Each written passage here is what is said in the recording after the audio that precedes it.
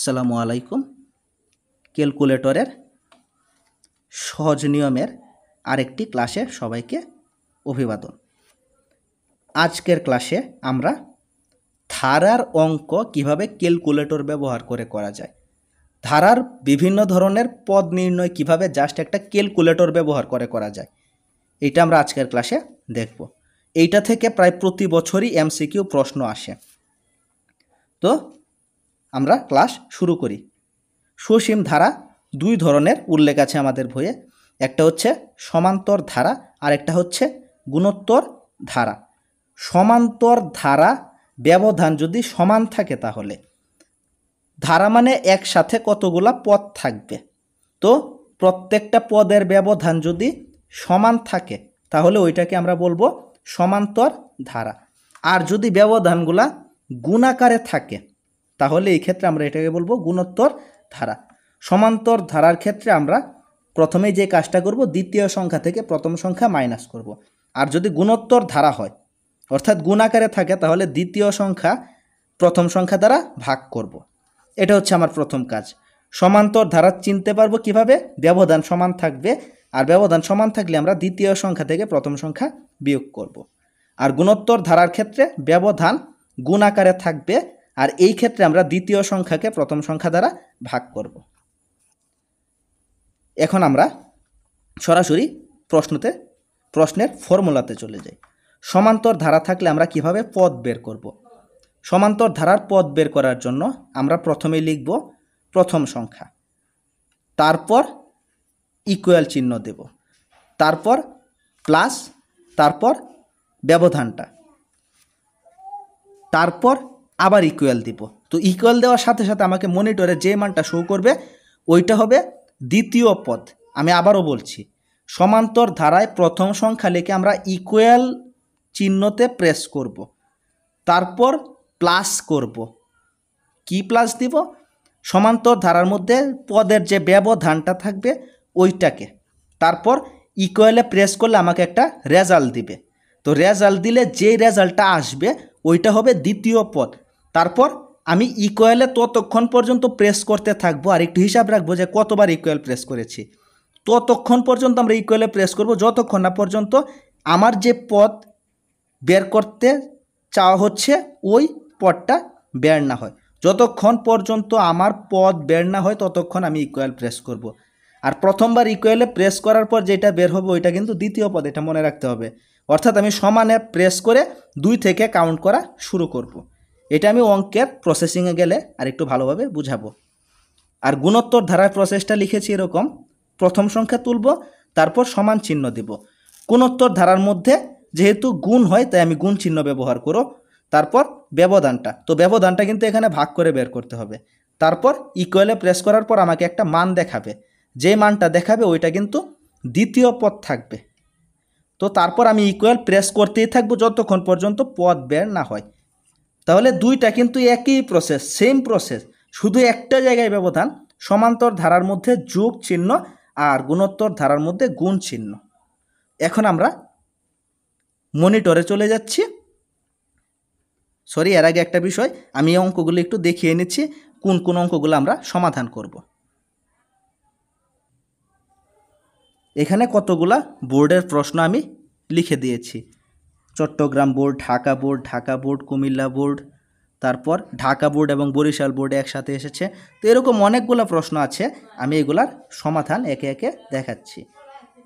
প্রথমত, যদি এটার সমাধান করতে চাই তাহলে আমি একটু প্রথমত বুঝে নেব যে এটা কি সমান্তর ধারা নাকি গুণোত্তর ধারা। তো আমরা একটা সংখ্যা থেকে আরেকটা সংখ্যার একটু ব্যবধানগুলো দেখি। 5 আর 7 ব্যবধান 2, 7 আর 9 ব্যবধান 2, 9 আর 11 ব্যবধান 2।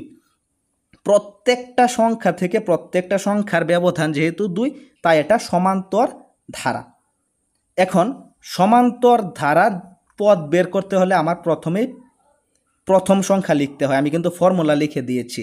সমান্তর ধারার পদ বের করার জন্য প্রথমেই লিখব প্রথম পদ, তারপর ইকুয়াল প্রেস করব, তারপর প্লাস, তারপর 2 এখানে লেখা হয়েছে যেহেতু ব্যবধান 2। ব্যবধান অন্য কিছু থাকলে আমি ওইটাই লিখতাম, যেহেতু ব্যবধান 2 তাই আমি এখানে 2 লিখেছি। তারপর আমাকে প্রেস করতে হবে ইকুয়াল। কতক্ষণ ইকুয়াল প্রেস করব? যতক্ষণ পর্যন্ত 12 না আসবে। তো আমার এই ইকুয়াল প্রেস করার সাথে সাথে আমি কাউন্ট করব 2, তারপর 3, 4, 5, 6, 7, 8, 9, 10, 11, 12। তো আমি টোটাল 11টা ইকুয়াল প্রেস করার পর কিন্তু 12তম পদ আসবে, কারণ আমি প্রথম সমান থেকে দ্বিতীয় পদ কাউন্ট করব। এইটা খুবই গুরুত্বপূর্ণ একটা জিনিস, মনে রাখতে হবে এইটা খুব ভালোভাবে, যে আমি এই প্রসেসটা করে সমান দেওয়ার সাথে সাথে কিন্তু যেই মানটা বের হবে ওইটা দ্বিতীয় পদ, অর্থাৎ আমি কাউন্ট করব 2 থেকে 2, 3 এভাবে আমি 12 পর্যন্ত যাব, যেহেতু আমার এখানে 12 পদ পর্যন্ত বলা হয়েছে বের করার জন্য। তো এইভাবে 12তম পদে যে আমি যে উত্তরটা পাবো ওইটাই আমার কাঙ্ক্ষিত ফলাফল। তো এইভাবে আমি 2 নাম্বার যে অঙ্কটা আছে 2 নাম্বার অঙ্কটা চাইলে সমাধান করতে পারি। তো 2 নাম্বার অঙ্কটা আমি সমাধান করে তোমাদের এখন দেখাবো। এছাড়া আরেকটা বিষয়, এই সম্পূর্ণ অংশটা সবাই একটু তুলে রাখো। আমি এখান থেকে 2 নাম্বার অঙ্কটাও দেখাবো। 2 নাম্বার অঙ্কের মধ্যে কি বলা হয়েছে? +59, এটার পদ সংখ্যা কত। তো এইটা দ্বারা বোঝানো হয়েছে যে আমি প্রেস করতে করতে করতে করতে 59 কততম পদে গিয়ে আসে আমি এটা শুধুমাত্র বের করব। 59 পর্যন্ত পদ, এখানে কিন্তু 59টা পদ বলে নাই। ডট ডট দিয়ে যদি 59 লেখা থাকে বা ডট ডট দিয়ে কোনো সংখ্যা লেখা থাকে প্লাস আকারে বা মাইনাস আকারে, তখন আমি ধরে নেব যে আমার পদ এই পর্যন্ত বের করতে হবে। তো এভাবে হিসাব করে আমি দেখব যে কততম পদে গিয়ে 59 বের হয়, ওইটাই আমার উত্তর। তারপর এখানে বলা হয়েছে 15তম পদ। তো আমি আপাতত 2 নাম্বার যে প্রশ্নটা আছে ওইটার সমাধান করছি, তারপর আমি গুণোত্তর ধারা সমাধানে যাচ্ছি। তো আমি এখন সরাসরি মনিটরে চলে যাচ্ছি। এখন আমরা একটু যেভাবে ফর্মুলাগুলো লিখে দিয়েছিলাম সমান্তর ধারার, এভাবে একটু তোলার চেষ্টা করি। প্রথম পদ ছিল 5, তুললাম 5, তারপর ইকুয়াল প্রেস করতে হবে, তারপর সমান্তর ধারার জন্য প্লাস, গুণোত্তর ধারা থাকলে দিতাম গুণ, তারপর ব্যবধানটা। তো 5 থেকে 11, 11 থেকে 17, প্রত্যেকটার ব্যবধান কিন্তু 6। তো আমি এখন লিখব 6। ইকুয়াল দেওয়ার সাথে সাথে কিন্তু আমার কাউন্ট করা শুরু হয়ে গেল। তো আমি 2 কাউন্ট করছি, 3, আবার ইকুয়াল প্রেস করার সাথে সাথে আমি কাউন্ট করলাম 3, 4, 5, 6, 7, 8, 9, 10। তো 10 টাইমস আমি প্রেস করার সাথে সাথে কিন্তু এখানে 59 চলে এসেছে। আমি কত কাউন্ট করার মধ্যে 59 এসেছে? 10 কাউন্ট করার মধ্যে, তার মানে 59 হচ্ছে 10ম পদ। মনে রাখতে হবে ইকুয়াল দিয়ে কিন্তু আমি 2 কাউন্ট করব, 1 না 2 কাউন্ট করব। তো আমি 2 থেকে ইকুয়াল প্রেস করে আস্তে আস্তে আস্তে আস্তে আমার 2 থেকে শুরু করে 10 পর্যন্ত গুণা লেগেছে। তো এই ক্ষেত্রে আমি বলতে পারি যে আমার এখানে পদের সংখ্যা হচ্ছে 10টি। তো এভাবে খুব সহজে আমি বিষয়টা কিন্তু সমাধান করে ফেললাম, কোনো কষ্টই হলো না। এখন 3 নাম্বার, -8 -3, ব্যবধান কত? ব্যবধান -5, -3 + 2, ব্যবধান -5, 2, 7, ব্যবধান 5। প্রত্যেকটার ব্যবধান কিন্তু এখানে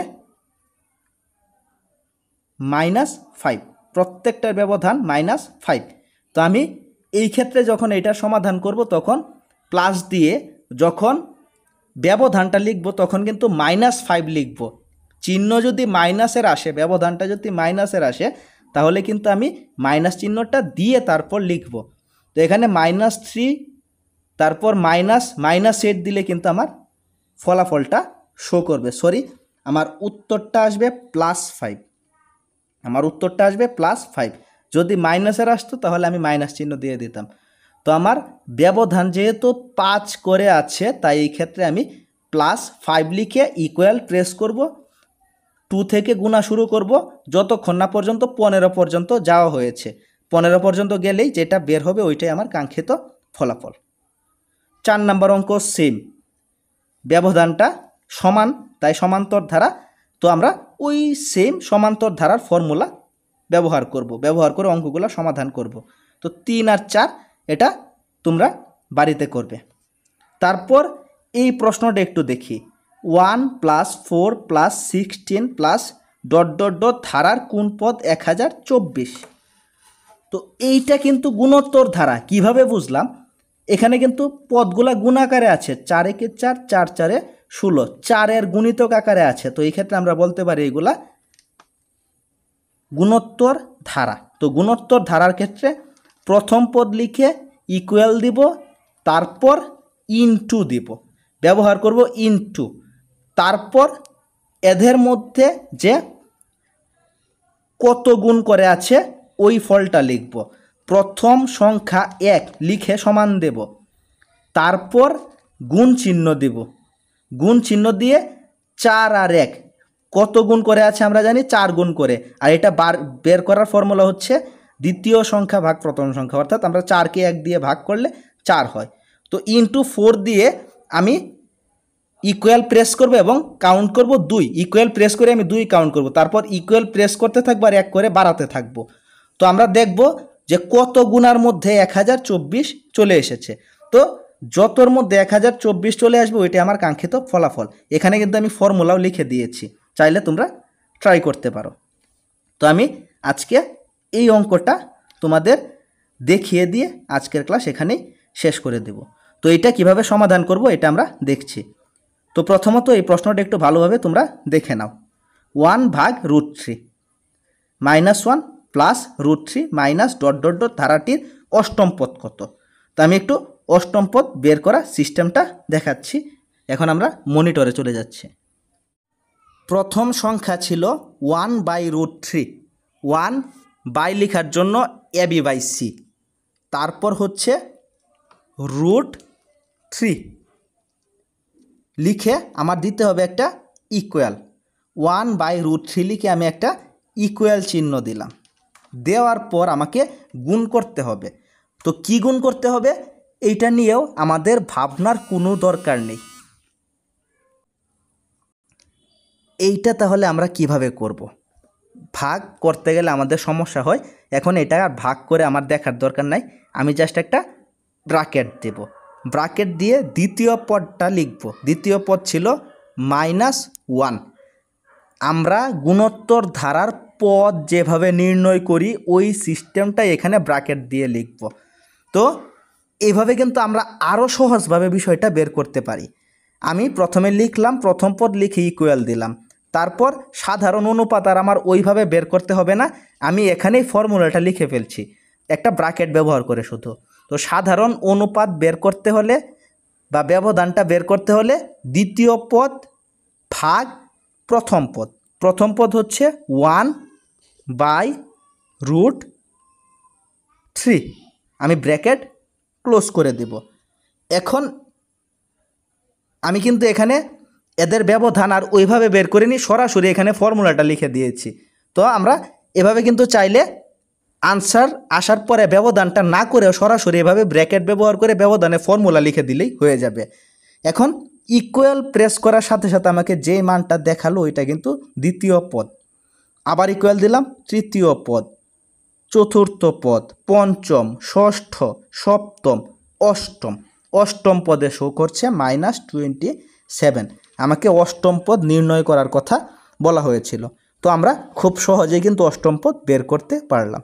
তো গুণোত্তর ধারা, সমান্তর ধারা, এইগুলা যে কোনো পদ বের করতে পারি আমরা খুব সহজেই, জাস্ট একটা ক্যালকুলেটর ব্যবহার করে কিছু ফর্মুলা অ্যাপ্লাই করে।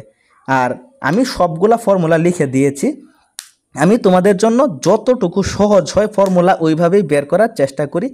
তারপরেও যদি কারো বুঝতে সমস্যা থাকে, বুঝতে সমস্যা থাকতেই পারে, তো ওদেরকে আমি আলাদাভাবে কোনো একটা লাইভ ক্লাসে বোঝানোর চেষ্টা করব। তো আজকে আপাতত এ পর্যন্তই। ধন্যবাদ সবাইকে।